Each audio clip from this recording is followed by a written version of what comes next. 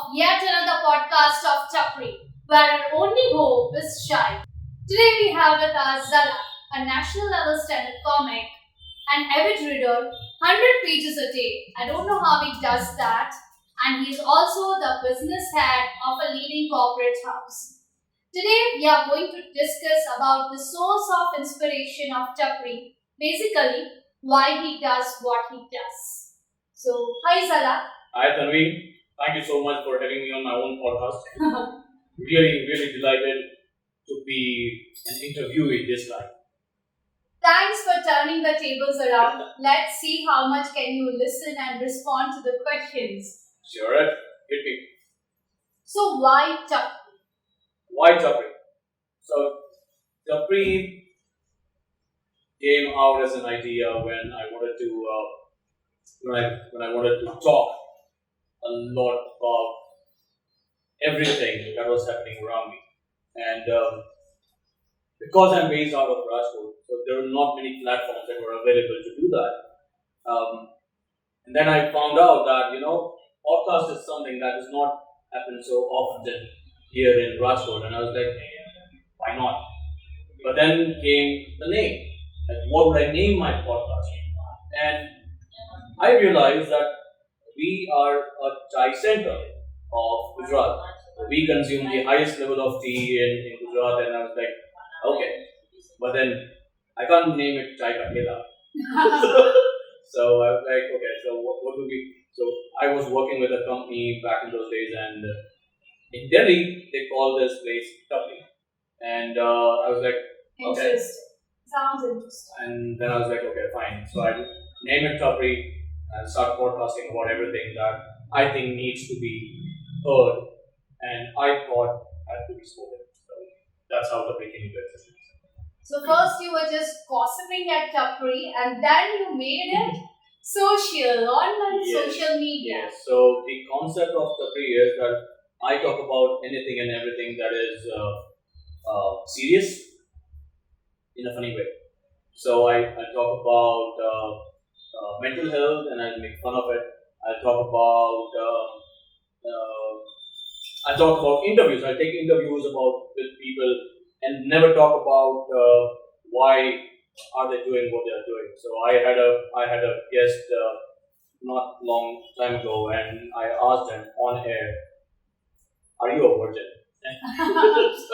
so it's all about talking about serious stuff, but in not so very serious way, because that's what we do all the time. We just keep on talking about sincere and serious stuff throughout the day, and I was like, no, people need to listen to what the other side of the story is.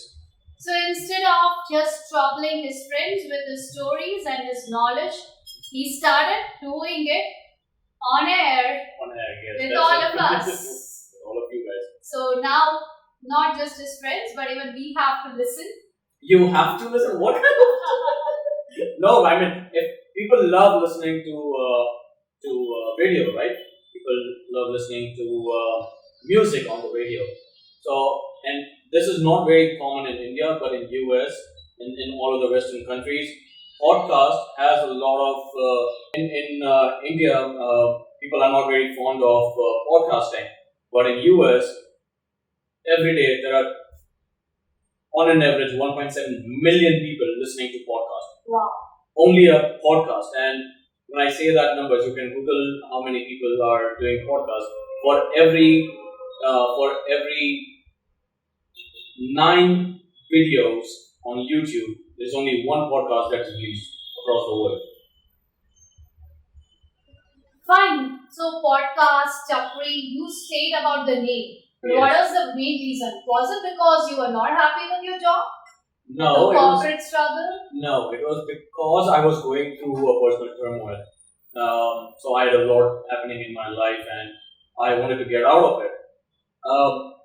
I am a man. There's no doubt about it. So I was like, so men usually don't talk about their emotions. Men usually don't express. I'm very expressive. I'm very talkative about what I feel and how I feel and stuff like that. So, and I wanted to share. I wanted a platform to share what I felt about, because I don't have a lot of friends to talk about my problems. So You decided to create a platform.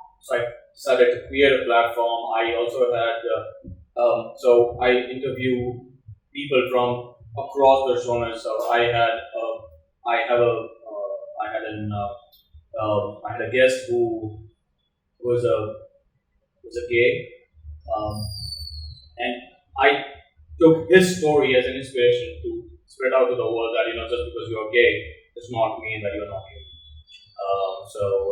That's what I do. Yeah. So out of turmoil came this platform where not just Lala, but everyone else who wants to share their views can come. So Tapri is for everyone, just like the real Tapri.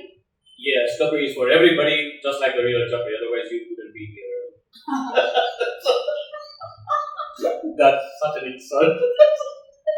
No, but so Tapri is, so the basic idea about Tapri is that on Tapri, if you go anywhere in the city, anywhere across the state in Gujarat, you would listen to the problems, starting from the personal problems till the world politics. Yes.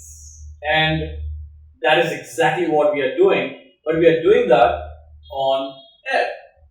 So that's what made me do it. And the reason why I wanted to do this is also because I wanted to get out of the phase of the turmoil. So I was clinically depressed. I had a lot of medicines to take, and I decided that, that's it. I need to take control of my life, and so that's how the first place I entered into comedy. So I started doing comedy because I wanted to get out of the depression. And you can get out of depression only when you start talking about the fact that you're depressed. And So here there are two ahas. He made his tragedy turn into comedy, as Charlie Chaplin said. Someone's tragedy is a comedy for Yes. others. for others, yes. And second thing, if you are depressed, instead of getting into your own space, shutting off from the world, it's best if you come out, if you talk about it, just as you talk about the new hairdo or new clothes or Yes, a sir. great coffee that you have had. So talk about it and make Yeah. others laugh. That's exactly what I did, and this is not a privilege that a lot of people have, suffering from depression. I had that privilege because I'm not boasting, but I kind of had the guts to walk on the stage and say it in front of 300 people that, you know what, I'm depressed.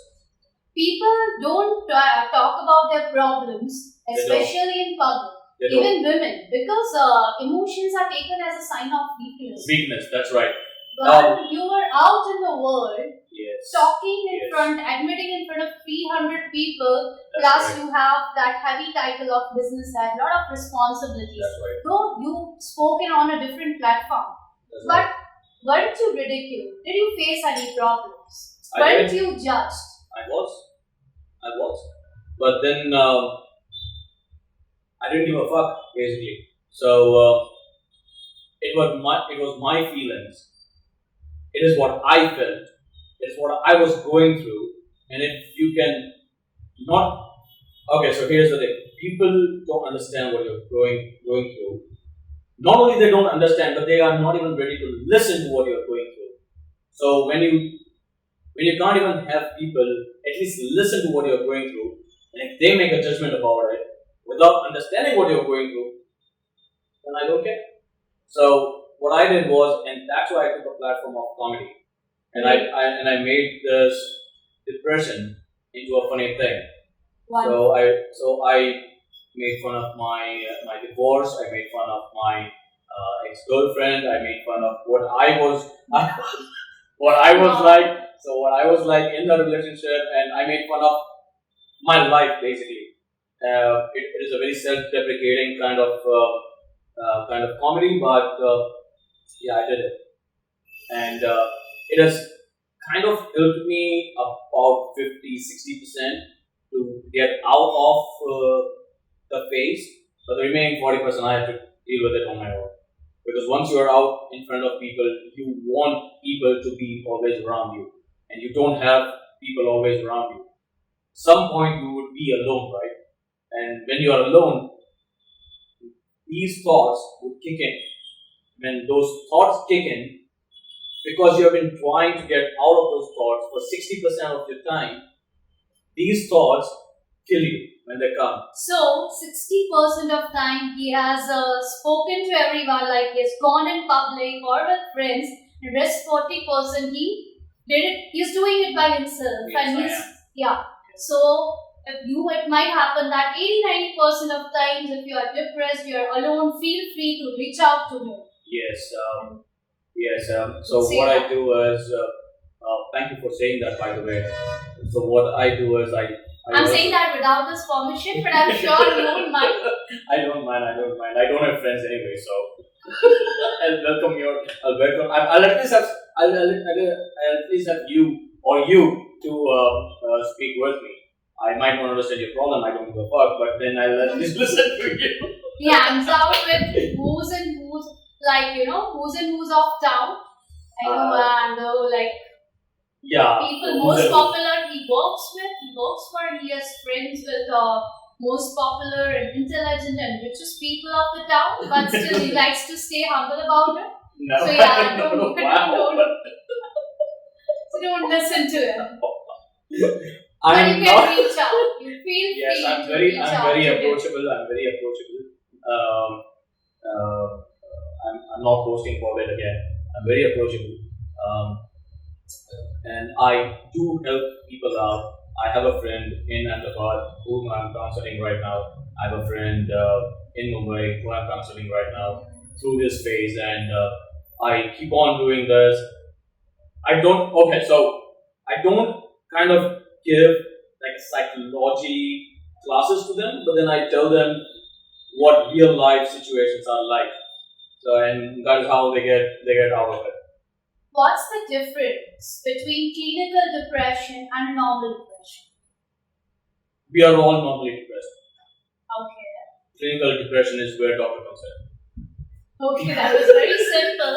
Yeah, we are all very depressed in our regular day-to-day lives. Everybody is depressed. We just don't accept the fact that we are depressed. But clinical depression is something where you know for a fact that you are depressed. You have those anxiety attacks. You have those insomnia kicking in. You have those excessive eating, excessive sleeping, no eating kind of phases in your life. That's when you know that you are depressed. So if you experience extremes of physical or mental symptoms, That's Yeah. right. so it means that it's depression. And if I feel worried of, oh, I'm going to be late, or what if somebody else is late, or if I feel angry, or if I feel sad about something, Mhm. when things are not working out in my life, Mhm. or if I feel extreme tiredness, or if I'm not able to sleep sometimes, or if I sleep a lot sometimes, doesn't mean that it's depression. No, it is not. That does not mean that it is depression. It is just a normal biological cycle of your body, and so all of us experience a kind of fatigue at some point in the day. All of us experience a kind of stress at some point of the day. But when you have that persistent fatigue, persistent stress, persistent insomnia, persistent overeating, persistent suicidal thoughts, that's when things get really out of hand. And people don't realize that. And it's very different in both these sexes. So women get depressed, but they come out of it way faster than what a man does because Wow. they're very open and very communicative about the fact that they have a certain kind of problem. Now these are all tendencies these are not facts, but because everybody's mind is very different from everybody else. So, but in general, a man when he suffers from depression, there are very few men.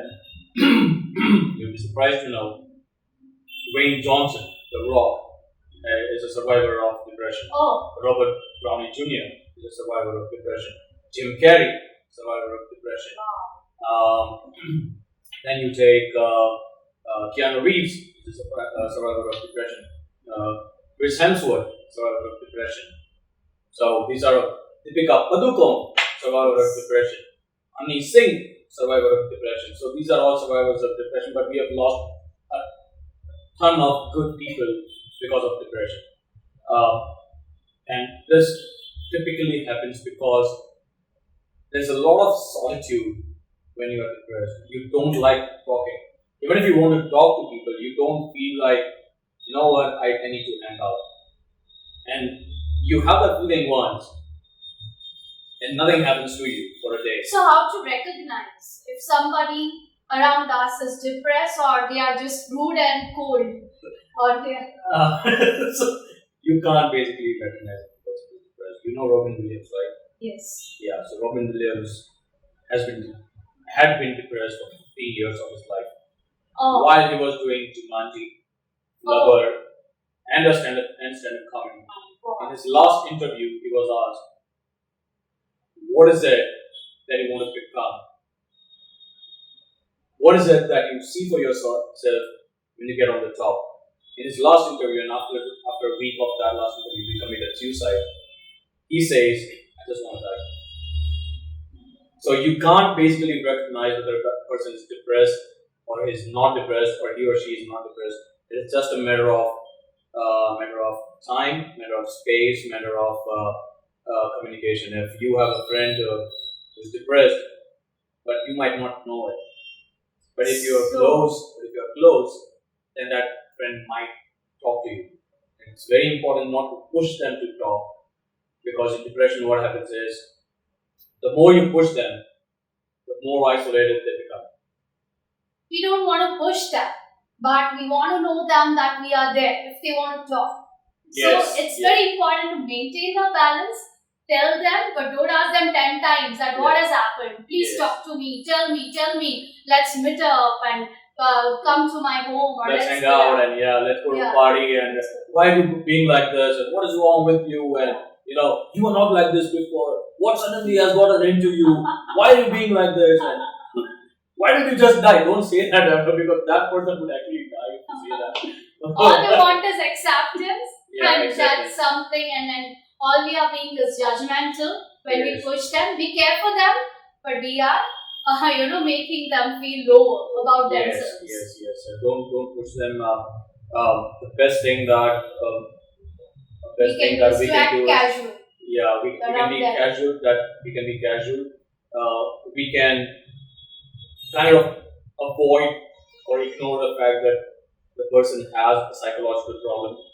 We can treat While- them normally. Yeah, you can treat them normally, but at the same time, you have to accept the fact that there's something wrong with them, and you have to mend them in such a way that they at least see a doctor to find out what is wrong with them. And you have to do it in such a way that if it's a so both the sexes react to that very differently. And we have to be patient. Very patient. Patience is very Very important. patient. Very patient. Don't ever push the guy or a girl who's depressed. They would probably kill you or kill themselves. Plus, Zala, generally, there is a conception or misconception or a belief that depression hits you when you are at the rock bottom of your life, rock bottom of your success or your dreams or your goals, when your job or business is not working out, or when your relationships are not working out, or when there's a big change, like when you are newly married or you have moved to a new city where you're separated from your family, like you're not living with them, or when your loved ones has died. But what you talked about beforehand was about all the superstars, most successful and admired people in the world, who has everything a person can dream of. Yes. So does it mean that a depression can strike you, can hit your life Anywhere, anytime, any person, any phase of your life. despite of having the best of relationships, money, fame, and Yes. work? Yes. And how Then does that why? how Why? that works? I'll tell you why. So I'll take a classic example because I love that example. I love that example not Classic because it is. I love that example not because of the ending, but how the entire person shapes up during that phase. So we'll talk about Robin Williams. Robin Williams had everything, right? He had money, he had fame, he had a family life, and he was doing phenomenally well in Hollywood. But still fell into depression. Why? You know why? Because it gets lonely at the top. So when he went on to become this famous man, it became all the more difficult for him to lead a normal life. Um, and that's why celebrities are always like, you know what, you need to give us some space. They always you'll always hear them telling or interviewing in the media that, you know what, you need to give us some space. This is my party or this is my gathering, and you need to give us some space and let me be a human being. We, as humans, if someone is very popular, we treat them like gods, don't we? So it's not it's not our fault. That's how we are wired because we can't wrap our heads around the fact that, oh my god, how can someone become so famous? And someone has become so famous, there has to be something behind that fame. We try to find out that fame, but we don't realize what we're doing to the other person.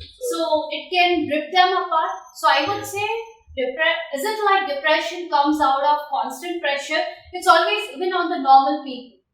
Because they are expected to be someone like on the screen and same person off the screen all the time. They are, yes. And there are 100 different pressures and expectations from everyone at Right. personal, professional, emotional, psychological, physical level. Right. Even if So you what happened with Deepika Padukone? Deepika Padukone had the same thing. Deepika Padukone had everything, right? Alia Bhatt, she had everything in her life, but depression hits you anytime, anywhere. There's no time limit to depression. But what I can say is, depression will hit you when you are anywhere. It occurs in the age group from 20 to 35. That's the highest level at which the depression occurs. After that, you just kind of start taking life like, okay, what the fuck? So I didn't get it. So I didn't get it. So so I was. you become easy. Yeah, you become easy. You're like, You take fine. things easy. Yeah. You're like, yeah, fine. It's It didn't happen. It didn't happen. So what? You're casual. Yeah, you're casual about it. But once you cross 20 and once you are below 35, you have a lot of ambition. You see your friends around getting very successful. You see them having babies and you see them growing financially and you see them doing exceptionally well in their life. But you don't know what their actual problems are. You just see what the portrait looks like.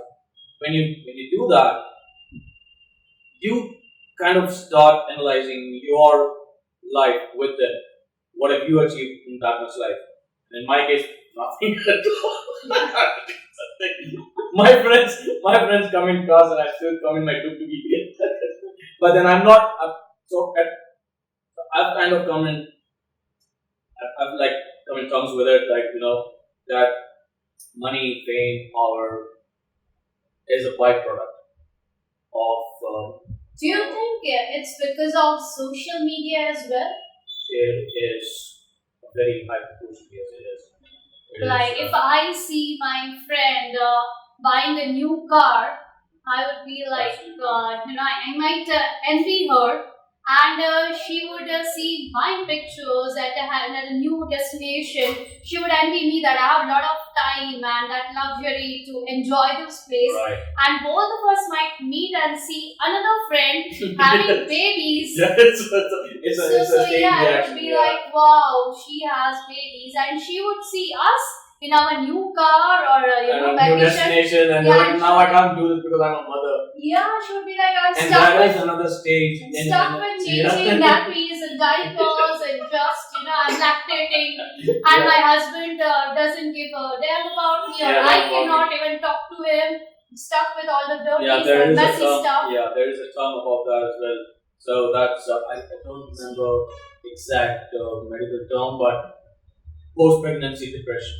Okay. So there's a phase that leads a woman in particular to a post-pregnancy depression. Oh. And why that happens is because of the hormones. Now that depression is so strong that only a family member or a family could heal that depression. The woman becomes extremely psychotic, extremely moody, extremely violent, extremely snappy. And when that happens, they kind of stop feeding the baby without realizing. What's the proportion of women that can face it, and what's the duration? Uh, it varies from anywhere between 6 months to 10 years. You can have a post-pregnancy depression. And does it help if a mother, like mother of a new mom, is there, or any close family member, especially someone who's elder, next, previous generation is there while pregnancy, post pregnancy? Yes, it Support would definitely help. But why that happens is because the new mother would start recalling her childhood as well. Okay. And there's a very small percentage though, but when they get into this post-pregnancy depression, it's very important that the family members, especially the spouse, stays around them to help them to understand why it's happening, what is happening, and how to prevent it? What are the preventive there's no measures? preventive measures to it. It's just hormones. You can't prevent the hormones. There's no, you can't stop it. The only thing you can do is It doesn't happen, yeah. understand it, accept it, make the mother understand it that you have it, but it's alright. You don't have to worry about it. We are there to support you, and that will slowly and steadily bring her out of it. But if she has chronic relationship with the spouse or with the in-laws, it becomes extremely difficult. Extremely difficult. So, dear husbands, dear mom-in-laws, dear mothers, be by her, and even Yes, the yes. girlfriends especially, be by her, tell her that you love her, get her some chocolates. Get her some chocolates, please. Yes, that helps. Yeah, right? that And tell her that she looks beautiful, stunning despite of her gaining weight. Because sometimes And I don't even the change understand. in looks. And I don't Change understand in why looks. it becomes so important for a woman that no, I've gained weight after They pregnancy. freak out. They generally why? I've seen women like Why? my friends freaking out Why? after. When I don't understand. I don't understand why. I don't understand why women have this tendency of freaking out about their body. I don't understand it. I know it's just their brain. I know that it is very important about how they look, but it is also important for women to understand that it's completely natural.